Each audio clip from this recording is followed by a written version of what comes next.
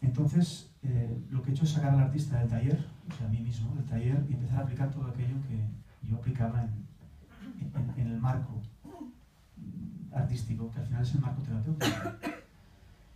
Y descubrí que es como se mueven realmente los chamanes, y que es como se mueven, o se han movido seguramente otras culturas muy antiguas que ahora, bueno, por alguna razón se nos han quedado en algún lugar escondido, ¿sí? Que usaban el arte precisamente para proyectar.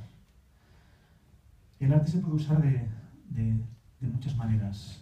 El arte es el idioma del inconsciente.